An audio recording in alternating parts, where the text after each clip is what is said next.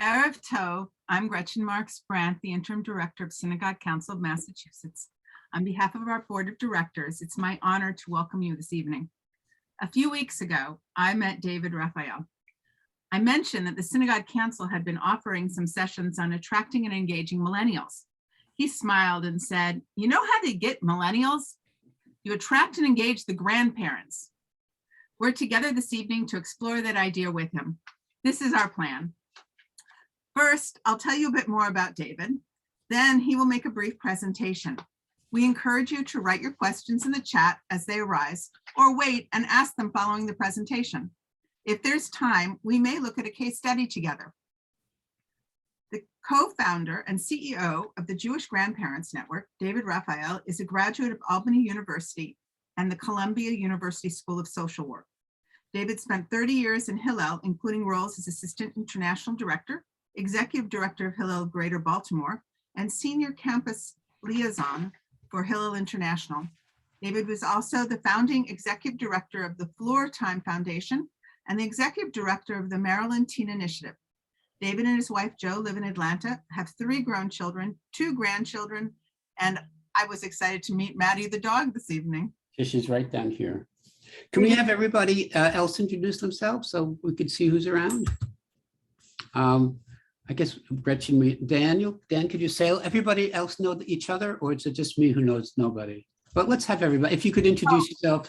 It is a mixed group. Some have met on other programs, but well, people just where they are, where they live, or they represent a synagogue or organization. And if you happen to be a grandparent, tell us your grandparental name. Mine is Zadie. If you happen to be a grandson, then tell us what you called your grandparents. Nice. Dan, so good to see you again. No, it's such a small world. It's great. Yeah. Daniel Langenthal. I'm a organizational consultant. I work with Synagogue Council frequently, facilitating the board president's workshop that's twice a month. And I am now starting to work with USCJ, the conservative movement, doing consulting for them as well. And I called my grandparents Grandma and Grandpa. Maureen, everybody should unmute themselves, because unless like you live next to Logan Airport or have a very loud dog. Oh, I don't have a very loud dog, but I have someone in the kitchen banging around, so I will stay muted as that's going on. Okay. So I am a board member in Biddeford, Maine at Congregation Etz Chaim. I've been at the synagogue for, let's see, my son is 32. I've been there for 31 years. Wow. I've been on the board for, 15 or so. I run the library. My kids called their grandparents. They had one that was a Nana and one that was a Vima. I called my grandparents Grandpa and Grammy. Yeah, that's it. And I don't have any children, any grandchildren yet. But I have grandnieces and nephews, and I'll claim Susan's as grandnieces and nephews also, even though we're not related. Our kids are like siblings. So, well, I want to tell a little story about aunts and grand uncles, because I guess they're just aunts and uncles, because they do play very special roles in the lives of grandkids. And I have a specific story I'll share about that.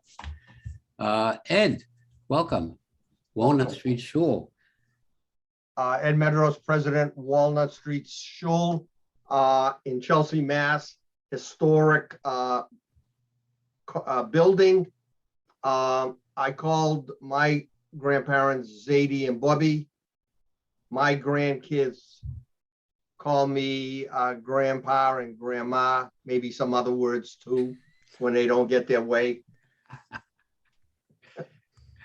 The Walnut Street Shul is famous, and it's supposed to, I haven't been there, but it's supposed to be quite beautiful. So. Yes, it is. Go to the website and you'll see it. Okay, great. Let me see. Maureen, did Maureen introduce herself yet? think she did. Then Susan. Hi, I'm Susan Pierce. I live in Alfred, Maine, and I'm a member of Congregation at Skyme. I started sort of with Maureen, the women's book group, and I'm on the education committee for our synagogue. So that was part of the reason I wanted to join today. Right. I have 5 children, 2 that are married and have children. So I have 5 grandchildren. Wonderful. And I'm Grammy. Grammy. My husband is Zadie, and they actually call him the real Slim Zadie. The real Slim Zadie? So I've never been called that. It's an Eminem thing. Eminem, yeah, the it's an rapper, the Eminem real thing. Yeah. Slim Shady, and he's the real Slim Shady. Got it. I think Elizabeth is next. I live in Lexington and belong to Temple Amuna, which is a conservative synagogue. I have 3 children, each of whom has 3 kids. Wow. When our first grandchild, who was a boy, was born, he was the first grandchild on both sides. And my grandparents, I only had 2 grandmothers. One grandfather died when I was a baby, and the other grandfather and grandmother were divorced when I was a baby, and I never met him. So, but we called both of our grandmothers grandma, and then with their last name, that's how we distinguished who was who. But when our grandchildren were born, we decided to use grandma and grandpa. That's what our kids had used for their grandparents. And it worked out because in the first instance, they wanted to be Grammy and Papa. So that was good. The next time, the grandmother was Mimi and Pops. And then the third set are Saba and Savta. Great. So it all worked to have different names. That's great. I think, Mero, I think you haven't spoken yet. You haven't introduced yourself? Sure. I'm Merle Hyman. I live in Swampscott, Massachusetts. I belong to Temple Sinai of Swampscott and Marblehead, which I'm a past president. I'm a board member. I'm on the Adult Ed Committee and the Ritual Committee and a whole lot of other stuff. I grew both of my parents lost their mothers when they were children. And both of their fathers died when I was young, but there was on my mother's side was an aunt. And so I called my grandparents were auntie and uncle, right? Wow. That, and they filled the role. They were literally our grandparents. We got together with them every week. We went on vacations with them, and my kids called my parents Bubby and Papa. I have 2 sons, both married. One has 2 kids and the other is expecting at the end of August. And Wait, your son is expecting? That's incredible. that's what they say. That is Okay. exactly how they say it. I think Okay, it's- okay. That's the ridiculous way they talk, but they do. Okay.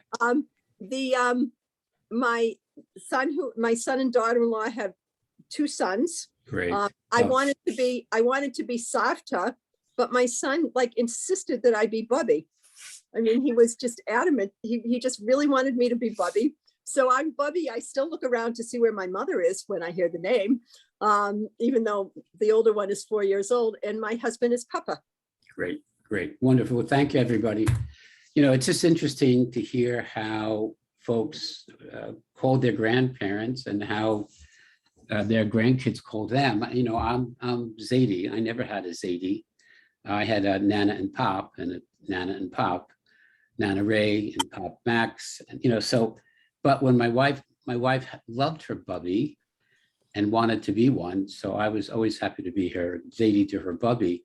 We have people either fleeing from old time grandparent names or like rushing at them. to create that sense of connection. The funniest story I heard was there's a physician who is introducing himself, and he said, well, I wanted to be Pop, but the other grandfather claimed that first, and I'm a doctor, so I became Papa Doc, which I thought was odd. Anyway, I'm gonna share my screen. I don't really can't do much these days without a PowerPoint presentation. And please feel free to stop me anytime. If you have questions or thoughts, let me know. So I am gonna play this from the start. All right, everybody see that? Okay. I'm always amazed when these things work. All right, so first slide. Let's see if I can do this. No, oh, in a second. There we go. Oh, back. So go back, go back. I can't go back. Here we go. Okay, so that's us. We engage, educate, and celebrate grandparents as essential influencers, as an essential influence in Jewish family life. We welcome grandparents from all backgrounds and all traditions and embrace the diversity of today's Jewish community.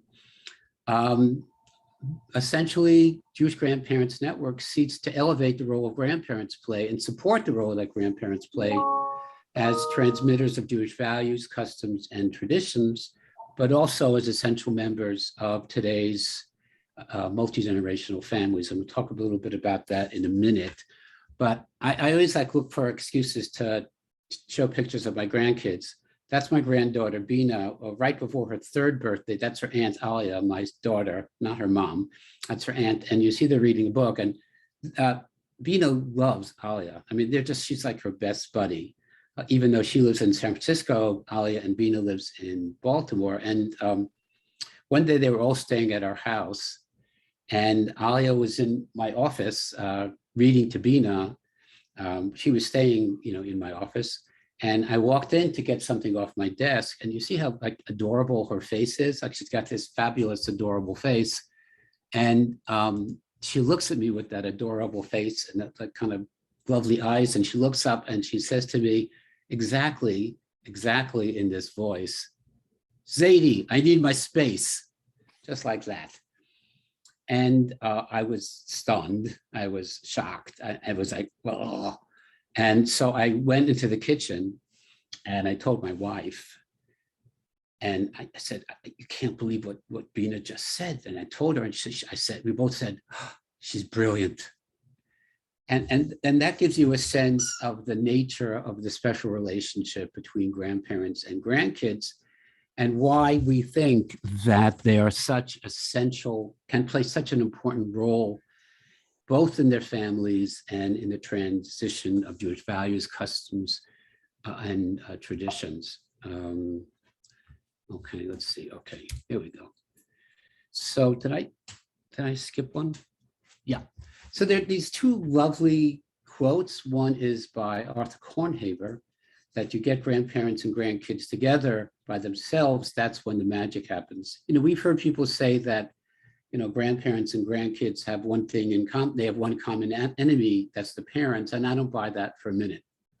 That there is a special dynamic between the relationship between grandparents and their grandkids. Those of us who are grandparents can view that, can vouch for that. There's a wonderful book by Jane Isay, who's a member of our National Advisory Council, called Unconditional Love, The Guide to Navigating the Joys and Challenges of Being a Grandparent Today.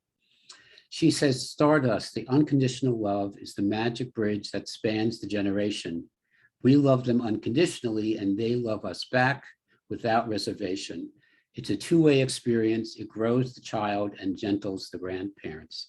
One of the things that is important for us to speak about when we talk about grandparents and grandkids and engaging in Jewish life, it's not just the grandparents who are elevating the grandkids' connection to Jewish life. It's being a grandparent that makes you think about your values, and it makes you think about, what you're leaving behind. And also, it's a kind of a liminal opportunity for us to rethink our own Jewish identities. We know that grandparents are good for grandkids. that there are a couple of studies, one out of Boston College and one out of the University of Oxford, who say that children who know families, children who had strong relationships with their grandkids grow up to be more emotionally stable young adults and less inclined to be engaged in aberrant behaviors. A wonderful study by Marshall Duke and Robin Fivush of Emory University, Marshall is a member of our advisory committee task force as well, shows that children who know their family stories are more emotionally resilient and feel more in control of their lives. And Marshall points out every time he speaks that it's the grandparents who are sharing those stories, more specifically the grandmothers. Finally, we know that grandparents do play an important role in strengthening the Jewish identity of their grandkids. By two studies, one by Kosman and Kieser, and I think they were studying kids who were returning from birthright, found that college students who went to Israel, synagogue, and other Jewish settings with their grandparents were most likely to feel a strong connection to the Jewish people and Israel. And the Cohen Center did a study of children of intermarriage and found that being close to a Jewish grandparent was the most important predictor of a variety of positive Jewish attitudes and behaviors. So we know that grandparents do play and can play an essential role in the Jewish identities of their grandkids. So we did a national study of Jewish grandparents in 2019. It was the first ever major study of Jewish grandparents. We studied American grandparents between the ages of 55 and 80 because we wanted to focus on younger grandparents.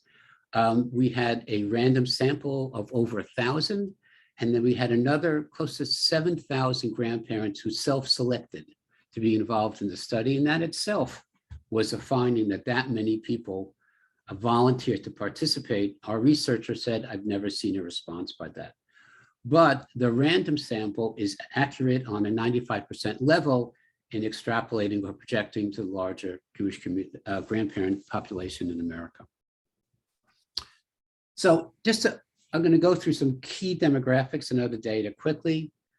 47% of grandparents live within an hour of their grandkids by car, bus, or plane. Another 14 live 2 to 5 hours or more. So something in the area of close to 60% of grandparents live within 5 hours, give or take, of their grandkids, but also 40% live 5 hours or more by car, bus, or train. Grandparents spend a lot of time with their grandkids. 42% of grandparents see their grandkids 2 or 3 times a month or more, 23% at least once a week. And of grandparents who live within an hour, 78%, close to 4 out of 5 grandparents who live within 1 hour of their grandkids see them that's not 2 and 3 times a month, that's 2 or 3 times a month or more, or 40% at least once a week.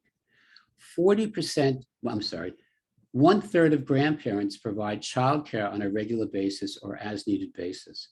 So, and for grandparents who live within an hour, half of grandparents are providing childcare for their grandkids on an as needed or regular basis. And I'm happy to share this with you if that would be of help. Grandparents have the most time that grandparents and grandkids spend together is at home. 75% of grandparents reported that they have done activities in their grandkids' house at least once a year in the previous year, and 65% have done stuff in their homes. That's more than any other place that they get together. Home is where the action is in terms of connecting grandkids and grandparents. So just some slides about participation in Jewish life. By and large, grandparents, about 4 out of 10 grandparents are members of a synagogue, temple, or a minyan. And I'll show you some different statistics based on our segmentation analysis. 75% of grandparents saying being Jewish is an important part of my life. That's a random sample. That's not just folks who go to shul. That's a representative sample of every grandparent in the United States. 70% feel that it is important to support Jewish charities or causes. 13% are members of some local or national organization. And the one organization that doesn't seem to do quite as well with grandparents are Jewish community centers.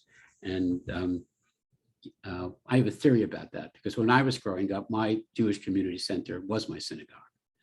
And I don't know whether folks have similar experiences. Some other important statistics. Overwhelmingly, grandparents say it is important for them to transmit Jewish values, to teach their grandkids about Jewish heritage. They want their grandkids to have a strong connection to Judaism, and they want their grandkids to be interested in doing Jewish activities, all 65% to 71%. Again, that's from the random sample of all grandparents in America. Conversely, only 38% of grandparents say it is important for me that my grandchild marries a Jewish partner.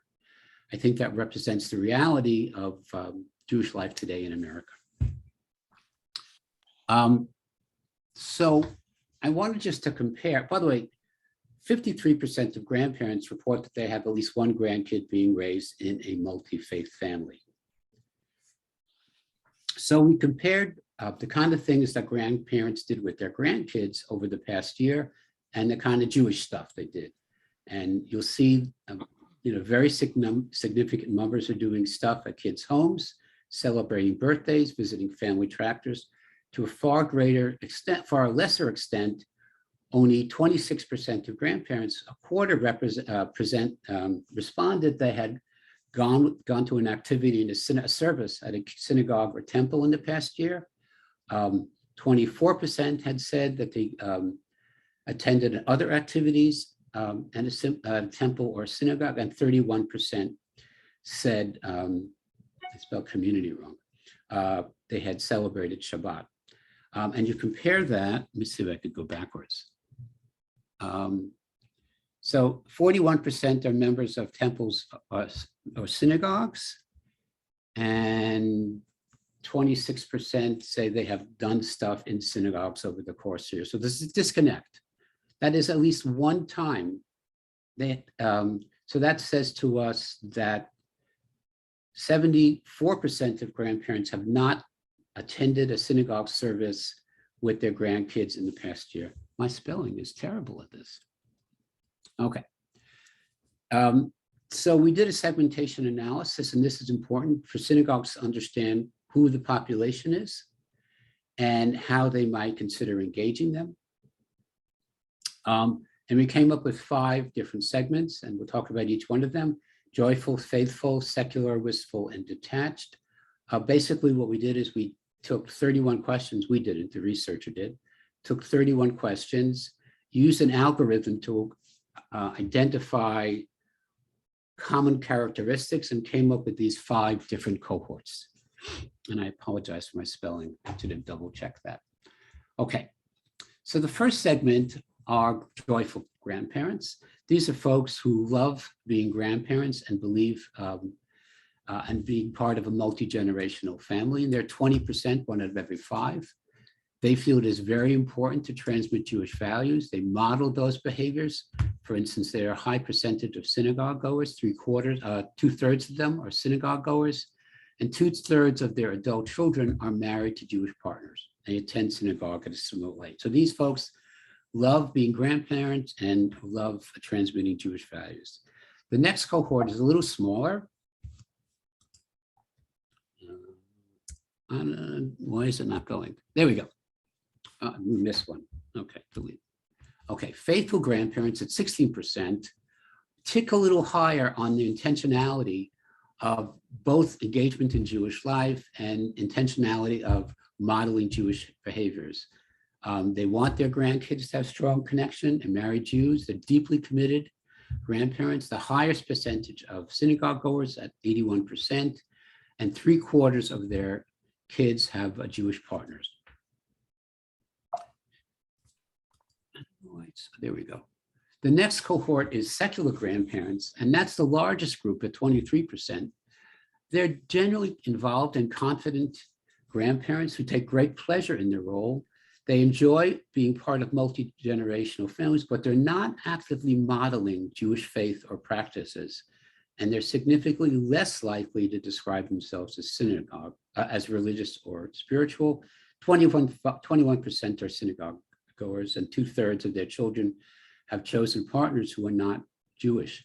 Now, that doesn't mean that they're not invested in Jewish life. It just means, one, they're not modeling it on a regular behavior, and they might not have the experiences, the skills, and the background to confidently transmit Jewish values. Sometimes we call them Maxwell House Haggadah Jews, that, you know, when it comes to Pesach, when they do the Seder, they pull out the old Maxwell House Haggadah with the wine stains and, you know, crumbles of matzah in it, start reading it, get through 2 or 3 pages, and then say, let's eat. They don't feel enough sense of confidence to make the Seder their own. We did something, we created something called the Dayenu Haggadah. It was a 10-minute Seder, and we created it during the first year of COVID, and it was, we put it on Haggadot.com, and 48,000 people downloaded it because it gave them a sense of how they could make the Seder their own and how they could make it more accessible. So wistful grandparents is 1 out of every 5, which is also, you know, a pretty significant number. These are grandparents who want to be more involved, but they're less likely to have interactions with their grandkids and seen them. And more often that their issues, their psychological, emotional, or issues of values that get in the way of their relationship. So they report, for instance, that the ideas of child rearing differ from those of their adult children, and they don't feel valued as grandparents. So there's a real disconnect. And remember, that's 1 out of every 5 grandparents. Finally, detached grandparents are neither engaged Jewishly themselves or invested in passing on Jewish beliefs.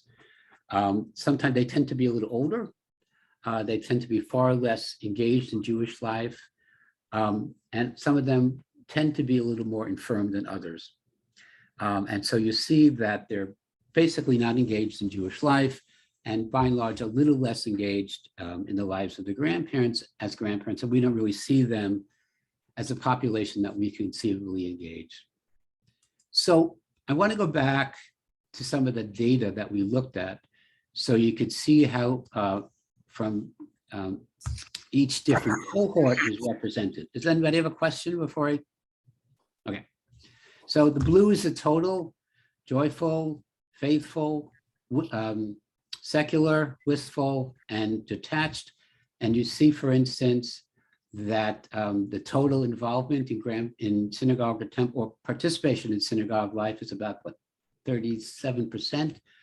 But when you look at the faithful, it's up to about 85%. And here we have the secular, we're only 18%. And again, you see the same kind of dynamic in engagement in other Jewish activities in life. Okay. The other thing to look at is how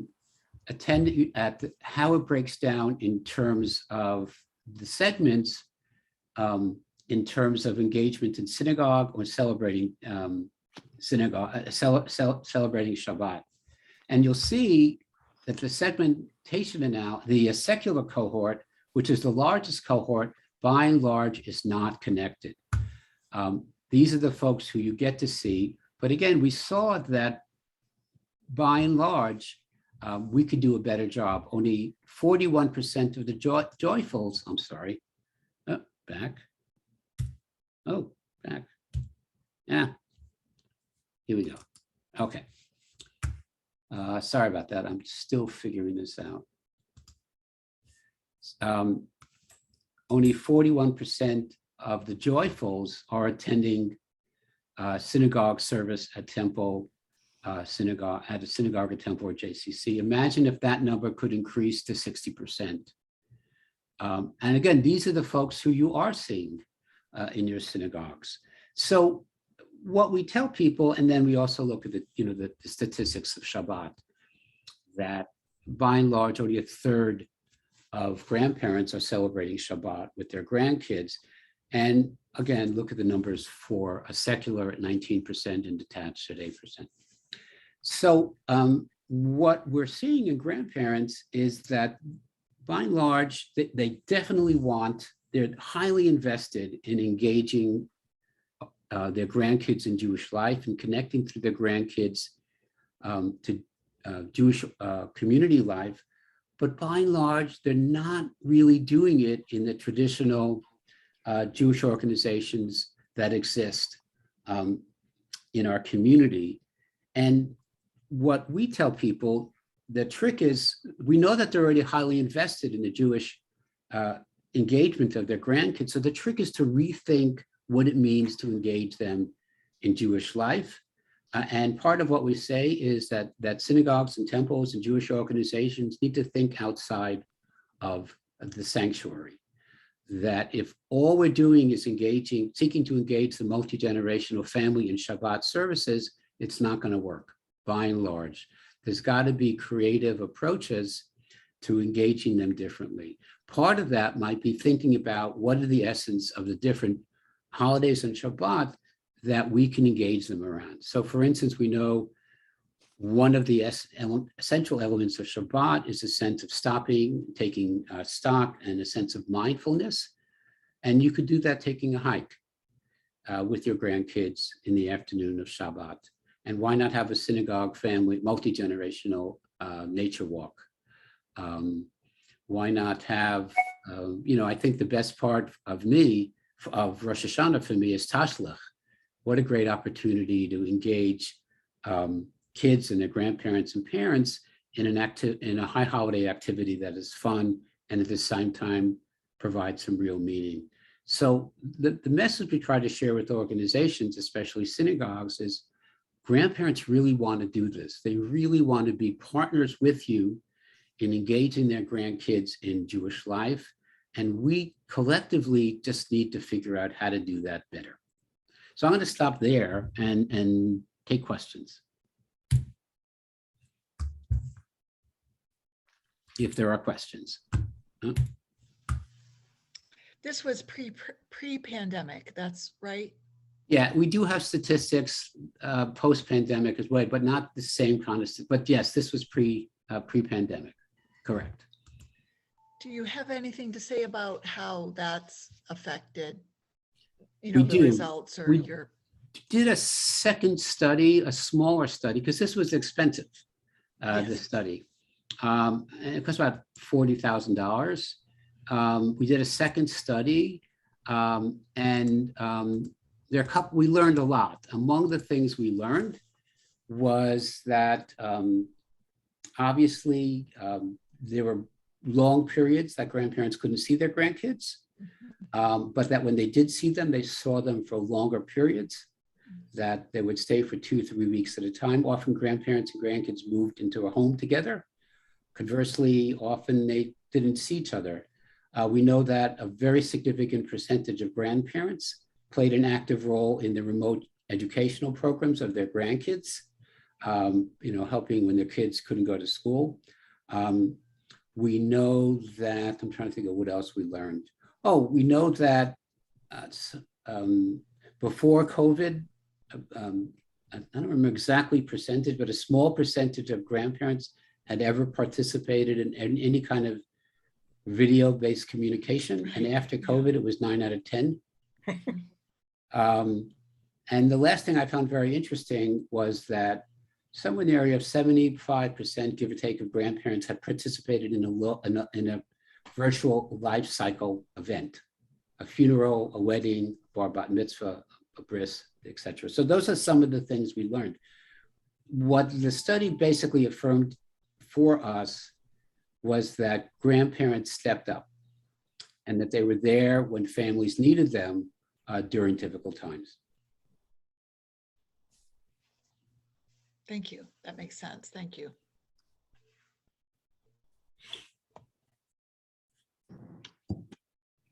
I don't have a question, but I have a thought, sort of, that Thoughts are good. one of the things that I wonder is, I guess it's a question, did you think about factoring PJ Library into your survey? Because the one thing I know from my friends who most of my friends are intermarried, most of my friends do not belong to synagogues, but most of my friends' sole or mostly Jewish identity is through PJ Library with their kids. Yeah, so And mostly the grandparents are the ones who got it for them. yeah, well, I think PJ has done something pretty special. What the real prize for PJ, the real kind of, the free books are great entry point. And they were able to build on that by community-based initiatives, community-based programs. But I think certainly what PJ teaches us, one is the essential role of grandparents. Like, often it's the grandparents who are buying the books. And the other is that they were really the first organization to think seriously about what it means to bridge the home organizational divide and to create meaningful opportunities for families to engage in Jewish life in the home. One of the things that we've done, which we offer to any organization that wants to use it, is any individual, is we created something called the Family Room, which provides about 100 different activities for grandparents and grandkids or other families members to do at home. And maybe I'll just kind of show that to you briefly after some of the questions. Elizabeth. I was thinking about my congregation, in which there are a number of grandparents who lived in other states, but moved to Lexington and joined our synagogue in order to be with their children. Yeah. And grandchildren. And I don't know how strong a phenomenon that is. On the other hand, we also have parents who are old enough to be grandparents, and some of them are, who either moved for another reason near to Lexington or lived nearby and had never belonged to a synagogue. But I know of a few cases in which people Lexington was the closest daily minyan. And when they lost a parent and wanted to say Kaddish every day, they would come to our synagogue and felt very welcome there and joined our synagogue and have become active members. So it's very interesting to me, the different reasons that older people tend to join a different synagogue or join a synagogue for the first time. Yeah, I think you make a great point. And there are a couple of things I want to kind of break down. One is that, often when grandparents move to be with their grandkids, they leave their friends. So they no longer have a friendship network. And many of them feel isolated. And if a synagogue could become a welcoming place to them, metaphorically and in real terms, it's a place to find a minyan. And so there are potential, they are looking for networks and communities, and creating opportunities to engage them differently, I think is incredibly valuable. The trick is, once those folks are engaged, to try to figure out what are going to be the compelling opportunities for them to bring their grandkids with them. Again, I don't think it's Shabbos services. I think sometimes Tat Shabbat programs are lovely and of value. And often it's the grandparents who are bringing their grandkids to Tat Shabbat, and the parents get a break. The parents get to sleep late on Saturday morning. But I do think, there was a synagogue, a couple of things. There's a synagogue in Philadelphia. It's a very large synagogue in the main line, and that they have one of the members of their clergy go around every week visiting something 5 or 10 different families at home. And they do a 10-minute Kabbalat Shabbat service at home for the family. And they let them know they're coming. Everybody gets together. They could be eating pizza. They don't have to be eating chicken soup and, kugel. They could be eating pizza and tacos, whatever. But they come to them and engage them in Shabbat on their terms. And I think those are the kind of things that we need to be thinking about organizationally to engage families. We're working with the synagogue in Florida, in Boca, that has identified 3 cohorts of grandparents that they're figuring out how to, they want our support in figuring out how to connect with. One are members of the shul and treat how to get them to get their kids more involved. The second are grandparents of preschool programs. We know that many, many synagogues have excellent preschool programs or after school programs. And often it's the grandparents, who are the one who are taking them there in the afternoon. And the third cohort is Boca, are folks who come down, but they're grandparents who live in the community and they're engaged on a la carte basis. That they're not members, but they come from time to time, but also when their grandkids come to town, they're looking for stuff to do. We're on the phone today with the Jewish community of Palm Beach about exploring ways to have, intergenerational engagement professionals in the community to bring people together. So I think what you said is spot on, that there are really opportunities to engage these grandparents. One, they may be lonely and need friends. Sometimes they may be widows or widowers or divorced. They certainly welcome the support of the Jewish community, but I also think we need to be more creative and more kind of outward thinking in terms of what it means to engage them in Jewish life.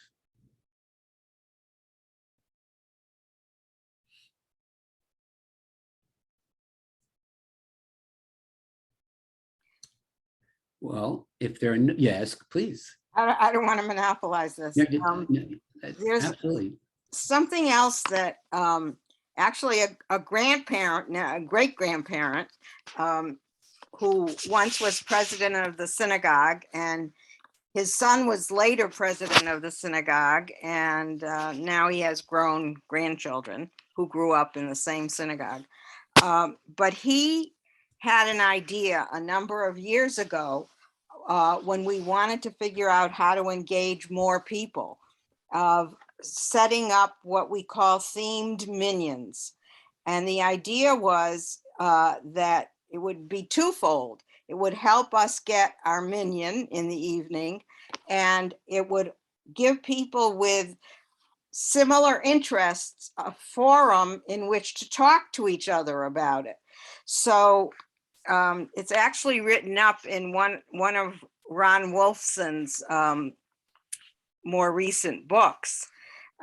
We've had hundreds of them now. They can be cooking, gardening, alumni of MIT, or people named David. I mean, it just spans huge amounts of topics, and anyone can say, I'd like to do a themed minion, and they give them a time when they can do it. So it opens up an opportunity in many different areas, so people can find something that attracts them, either there or in other things. Now, unfortunately, because of some of the situations in the last 2 years, we developed, and I think a lot of synagogues did, racial discussion groups or racial book groups. And there's a section of people who are interested in social action and interested in these kind of things and are attracted by that. So you really need to have many different types of programs and activities, not just services, although some of this spills over into services, in order to attract people. Well, I would certainly agree with that. And I would take, you're talking about the Chavurah model, and I would take that, kind of a step further to think about if you were going to involve 5-year-olds or 6-year-olds or 7-year-olds, or even teenagers in those activities. Or, one of the things that we've begun to think about is we have monthly webinars, and we get anywhere between 50 and 200 people. We're going to be doing we plan on doing a series called how do you talk to your grandchildren about? And the first one is how to talk to your grandkids about, political discord and social discord. How do you talk to your grandkids about abortion? How do you talk to your grandkids about, climate change? So I think those kind of groups are great. But, I think it'd be great to think outside the box, to have a multi-generational chavurah, around, I don't know, Legos, or around, planting trees, or so I just think to take that and expand it, and again, create opportunities for small groups of grandparents and their grandkids and maybe their parents to get together on, things they love. We were tracking our website, and I'll show it to you in a minute. We have this thing called the Family Room. We were tracking participation in different activities, and the one that was most visited was how to code with your grandkids. So, or we did a program with an organization. What is the name of that video game that billions of people are playing with? I can't think of it. But, I think for grandkids to show their grandparents how to code or how to play, I'm blocking on the name of that program, but let me show you that Family Room real briefly, because I think you'll, and again, this is free. It's available to anybody who wants to access it. And we also offer it to synagogues to post on their own website. So this is our website, and we're working hard to be kind of broadly welcoming of our kind of diverse Jewish community. And this is the Family Room, and you click on it, and in it, there are 9 different destinations: travel, family stories, music and the arts, cooking and food, celebrations and holidays, gardening in the earth, play, health and well-being and play, and the reading room. And in each one, there are a series of activities that you could do with your grandkids, and resources that you could do together at home, you could do remotely. We are also taking these and building lesson plans on based on, this is a wonderful video done by a member of our board, who's actually, you may know Ruth Nemzoff. She's a Bostonian. That's her 2 granddaughters. You'll see they're Asian Americans. They both go to Princeton, and they're both part of the Princeton University Asian Jewish Society. And Ruth does this magnificent video on how to tell stories based on things you find in your closet. And it's the kind of thing that anybody can do. Just go into your closet and open the door and see what's in there. If we go to another, let's go to travel.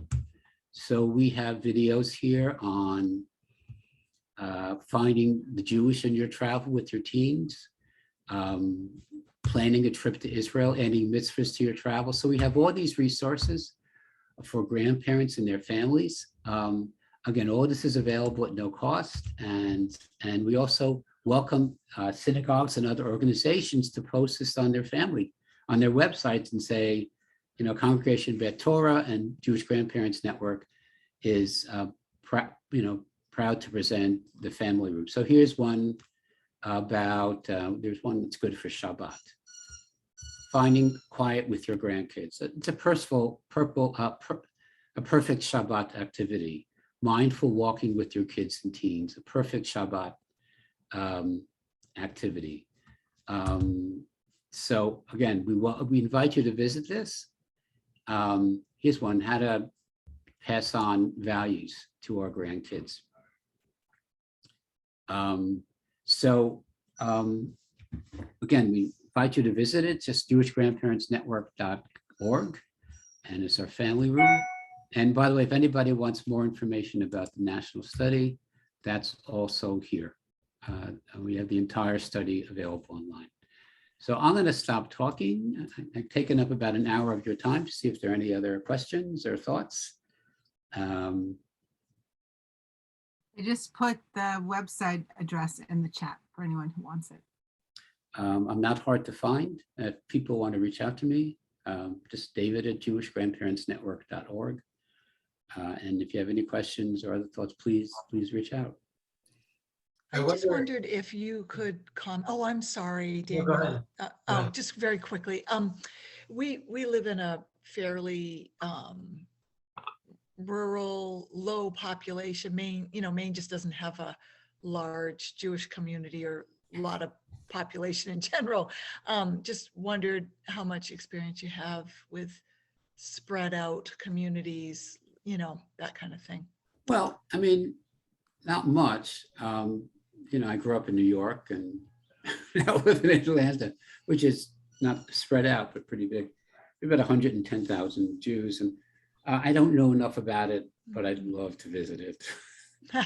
But I would say that some of the activities that the family room would lend themselves for remote gatherings of people who may be far away, but want to get together. And again, we have lesson plans that you could use, that a facilitator could use to facilitate family gatherings. One that I love the best, if you go on, does anybody know the Israeli artist named Hanoch Piven? I'm trying to find his website. Hanoch Piven is an amazing Israel artist who makes portraits based on things you find around the house. So here we go, Hanoch Piven. And okay, so here's his website, and you'll really appreciate this, I think. Okay, so here's Hanoch Piven's website, and you'll see he makes these portraits out of stuff, and you could recognize all of them, right?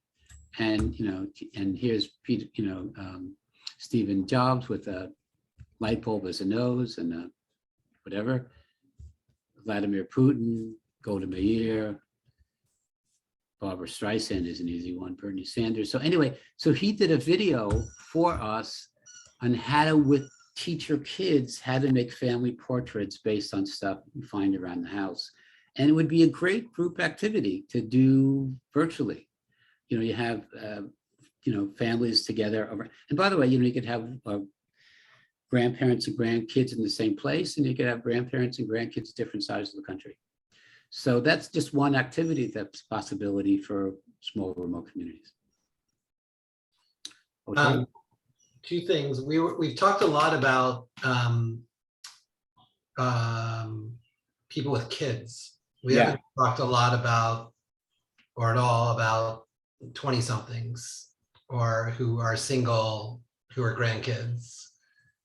I think those are like like millennials are more like 20s, 30s. So, you're talking a lot about people who are 30s, 40s with little children or. Yeah.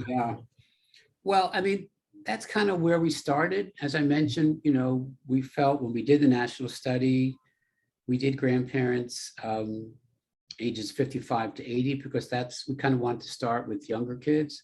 Yeah. We did get a grant from the Covenant Foundation to look at the grandparent-grandchild relationship at different life stages. The one we started with was bar bat mitzvah, and how to understand that life stage and how to use the bar bat mitzvah experience to elevate the relationship and to make, by the way, to make it a more meaningful activity. We learned, for instance, we had a anthropologist come in and talk about coming of age ceremonies around the world, and there are really common features to all of them. One of them is music, one of them is some kind of physical or emotional trial, but a big one was community and elders and engagement in elders. And so, we're thinking about we're kind of moving up in this scale in terms of the age in which we're thinking about. And the furthest we've gotten is if we get a third year of the grant, we will look at the going off to college age, the young adult age, because at that point, the grandparent is also kind of thinking about their legacy. Grandparents probably in their 80s, give or take, and they're thinking about their legacy, what they're leaving behind. They're thinking about the remainder of their days. And young adults are having their own lech lecha moments. That's cool. And so we hope to do that in one of the years of the study. But it's a good observation. We just haven't gotten there yet. Yeah, super interesting. A follow-up to that is, in line of that, there's a program that when I was at Brandeis, I was the director of experiential learning and teaching, and we worked with a group called Sages and Seekers. I don't know if they still exist, but it was a really fascinating organization where they had, Brandeis is something called Bali. It's an adult learning program. So it's like folks who are in their retirees who are learning with college professors. And we did a program with Brandeis students and Bali students. And they would partner for a semester, and they would have a partner for the entire semester. And then each person, as part of every meeting, they would get to meet everybody along throughout the semester. And it was really, what was fascinating was that the sages learned a lot about how to talk to kids who are their grandkids' age.